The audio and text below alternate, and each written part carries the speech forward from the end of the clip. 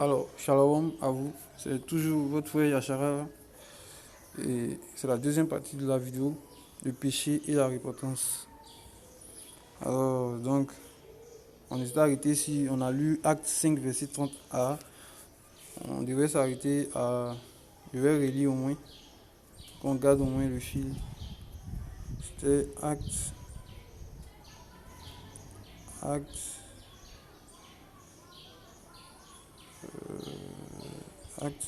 5 et 5, oui, chapitre 5, verset 30 à 35.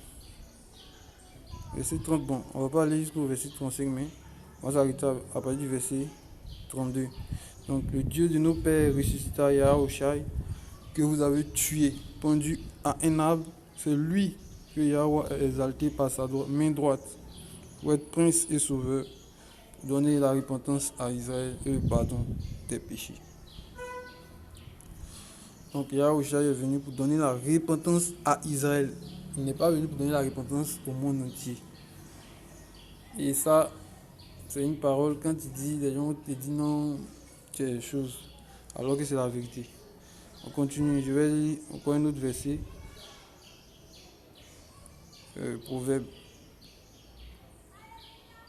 Proverbe, verset 20, chapitre 28. Proverbe chapitre 28, verset 13. Proverbe chapitre 28, verset 13, il est écrit: celui qui couvre ses péchés ne prospère pas, mais quiconque confesse et les abandonne obtiendra miséricorde. Donc dans cette deuxième partie de la vidéo, on parle de la repentance. Il faudrait que nous pratiquions la repentance. À chaque fois que nous le pouvons, il faut qu'on pratique la repentance. Il faut que nous pratiquions la repentance. Toujours se repentir de ses actes. Demander pardon par le sang de Yahushua. Demander pardon dans nos prières. Toujours. On ajoute un autre verset encore. Cette fois-ci, on va 2 Timothée. 2 Timothée chapitre 2. Verset 22, il est écrit: fuis. Voilà, ça c'est nous exhorter à fuir le péché. On dit: fuis aussi les convoitises juvéniles, les convoitises de la jeunesse, mais poursuis droiture, foi, charité, paix avec ceux qui font appel à Yahweh d'un cœur pur.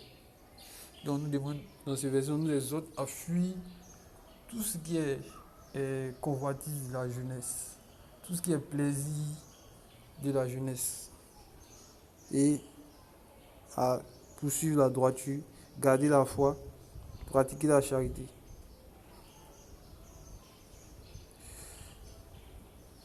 Voilà. Donc, on passe à une autre étape de ma vidéo. Maintenant, on va parler lorsque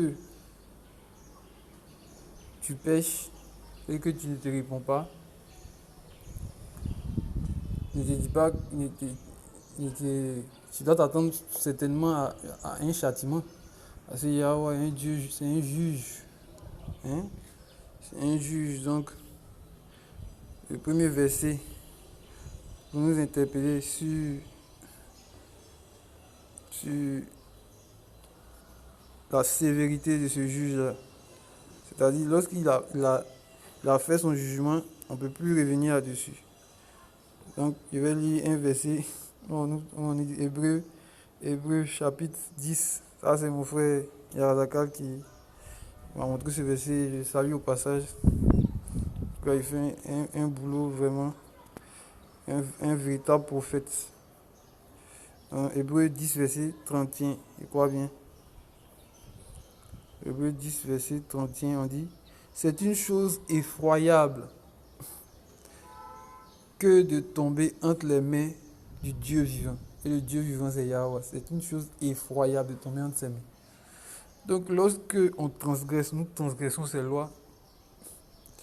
Lorsque le châtiment quitte, il a donné un verdict là-bas. On est là et puis bon, c'est là, tu vois un jeune de rien du tout, tu vois un accident, il meurt. Tu as commencé à penser qu'ils sont les sorciers. Or, Le châtiment vient du Très-Haut.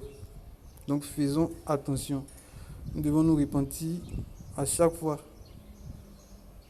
Les mauvaises conduites, le péché que nous commettons. Nous devons nous repentir de nos actes et garder la foi, marcher selon les lois, nous efforcer. On va dans Lévitique, toujours les versets, pour prévenir les hommes, ceux qui craignent Yahweh, de se sanctifier. Lévitique, chapitre 26, verset 28. Chapitre 26, verset 28. Il est écrit, voilà. Alors, je marcherai aussi de front contre vous avec fureur. Et moi, dis-je, je vous châtierai 7 fois pour vos péchés. Je vous châtierai 7 fois pour vos péchés. Et lorsque vous voyez le chiffre 7 fois, ne vous dites pas qu'on doit te châtier 7 fois. Le nombre 7 forcément. Mais le nombre 7 représente quoi pour vous? Pour Yahweh, c'est le chiffre de l'accomplissement. Donc quand il vous dit je vous châtierai 7 fois, c'est-à-dire que lorsqu'il va décider de vous châtier, on peut plus rien faire pour vous, en tout cas. C'est-à-dire, vous aurez beau tourner, le châtiment est déjà là, on ne peut plus rien. Donc faisons attention à lui. C'est un Dieu terrible. Psaume 89, chapitre 89, verset 32. Verset 32, il est écrit, alors je visiterai leurs transgressions avec le bâton et leurs iniquités avec des coups. Un autre verset, on continue toujours dans la parole. On va vous donner beaucoup de versets. Jérémie 46, chapitre 46. Chapitre 46. Chapitre 46, verset 28. Il est écrit, n'aie pas peur, ô Jacob, mon Seigneur, dit Yahweh, car je suis avec toi, car j'en finirai entièrement avec toutes les nations parmi lesquelles je t'aurai chassé. Mais toi, je n'en finirai pas entièrement avec toi, mais je te corrigerai avec mesure. Toutefois, je ne te laisserai pas tout à fait impuni. Donc vous, les descendants de Jacob, là, on va vous corriger. À chaque fois que vous commettez l'iniquité, on vous corrige. On vous corrige. C'est comme ça. Ésaïe, le dernier verset, ça c'est... Ce verset-là, c'est le châtiment final. Ça parle du châtiment final. Et ce châtiment se rapproche de jour en jour. On se rapproche de ce châtiment. Donc c'est maintenant, on doit garder la foi. On dit, voici, il commence à partir du verset 9.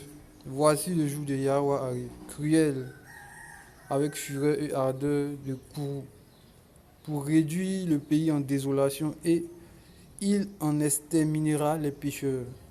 Car les étoiles du ciel et leurs constellations ne donneront pas leur lumière. Le soleil sera obscur à son lever, et la lune ne fera pas resplendir sa lumière. Et je punirai le monde pour sa malice, et les pervers pour leurs iniquités. Et je ferai cesser l'arrogance des fiers, et j'abaisserai la hauteur des redoutables.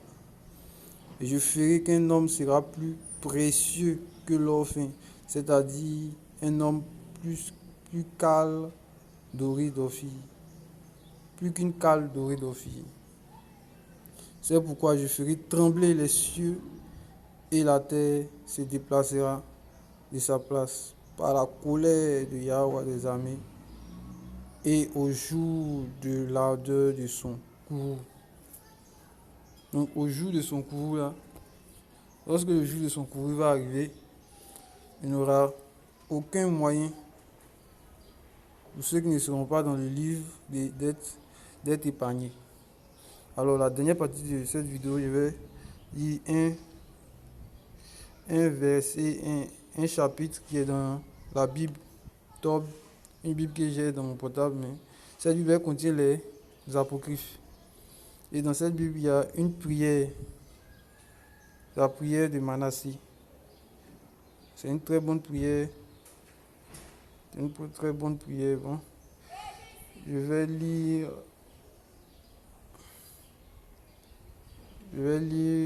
les premiers versets. En tout cas, c'est une prière que je conseille à mes frères et sœurs, à tous ceux qui sont dans la foi, s'ils peuvent l'utiliser pour la prière de repentance, demander pardon. C'est une très bonne prière.